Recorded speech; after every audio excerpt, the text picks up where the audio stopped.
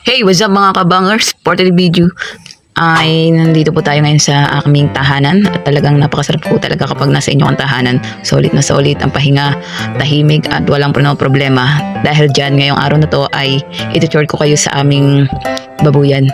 Pero bago yan, magkakape muna po tayo. Makapagkape ka lamang at makapagtinapay ay solid na ako dun mga kabangers. Yan yung routine ko araw-araw. Kapag talaga nasa inyo ka, magagawa mo talaga lahat ang magpahinga at hawak mo talaga ang oras mo. Anytime pwede mong gawin. Napakasarap talagang tingnan at pagmasdan ng mga tanawin sa probinsya.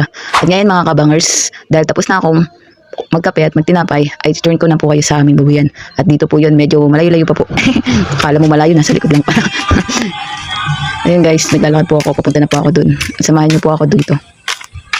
Ito po ay isang business po namin. Ito po ang baby ng tatay ko. Araw-araw niya po itong pinapaliguan at pinapakain. At ayan na nga po. Ngayon ipapakita ko po sa inyo mga kabangers ang bago ko pong alaga. Ito si Balalatin. Ito po ay 3 buwan ko lang pong hindi nakikita. Maliit pa po ito at ngayon ay malaki na. Ngayon po ito yung... Pero itong baboy na to mukhang hindi pa naliligo. Sobrang baho. At ngayon nandito po tayo sa mga inahin. Halos lahat po ng alaga namin ay inahin. At ayan na nga po. Hindi ko po gaano katanda po ang mga pangalan nila. Pero halos lahat po may mga pangalan yan. Kaso dahil sa magkakamukha at ilang buwan din po ako nawala, hindi ko na po sila matandaan. At ito po yung bulugan namin. I mean ito po yung lalaki. Barako na bumababa sa mga inahin namin.